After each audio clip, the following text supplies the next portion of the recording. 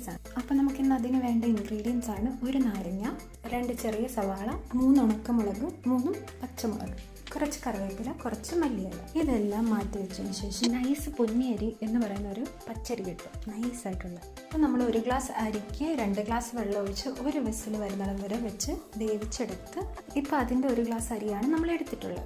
ഈ അരി ഒന്ന് ചൂടാറാൻ വേണ്ടി നമുക്ക് ഒരു ബൗളിനകത്തോട്ട് മാറ്റി വെക്കാം. എന്നിട്ട് നമുക്കൊരു പാൻ ചൂടാക്കിയിട്ട് അതിനകത്ത് കുറച്ച് എണ്ണ ഒഴിച്ചിട്ട് കപ്പലണ്ടി ഇട്ടൊന്ന് ചൂടാക്കാം. ഇവിടെ എടുത്തേക്കുന്നത് പച്ച കപ്പലണ്ടിയാണ്, അതുകൊണ്ടാണ് നമ്മളിതൊന്ന് ഫ്രൈ ചെയ്തെടുക്കുന്നത്.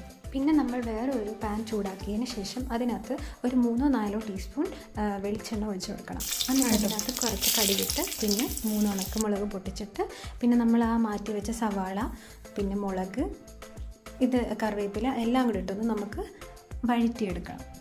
ഈ വഴറ്റാൻ വെച്ചിട്ടുള്ളത് ഒത്തിരി ബ്രൗൺ കളർ ആകരുത്, ഒരു ലൈറ്റ് കളർ ആകുമ്പോഴത്തേക്ക് നമുക്ക് കുറച്ച് മഞ്ഞൾപ്പൊടി ഇട്ട് അതിൻ്റെ കൂടെ നമുക്ക് ആവശ്യത്തിന് വേണ്ട ഉപ്പൊക്കെ ഇട്ട് പിന്നെ ആ നാരങ്ങയും കൂടെ പിഴിഞ്ഞ് വയ്ക്കാം. അതിന് ശേഷം പിന്നെ നമ്മൾ ആ മാറ്റി വെച്ച ചോറ് നമ്മളിതിൻ്റെ കൂടെ ഇട്ട് കൊടുത്ത് എല്ലാം കൂടെ ഒന്ന് മിക്സാക്കി എടുക്കുന്നതിൻ്റെ കൂടെ തന്നെ പിന്നെ നമ്മൾ ബാക്കി വെക്കുന്ന ആ ഒരു ഹാഫ് പീസ് നാരങ്ങ അതും കൂടെ നമുക്കിതിനകത്തൊന്ന് പിഴിഞ്ഞൊഴിച്ച് മൊത്തത്തിൽ മിക്സാക്കി എടുത്തതിന് ശേഷം പിന്നെ ആ മാറ്റി വെച്ച കപ്പലണ്ടിയും മിക്സാക്കി എടുക്കാം.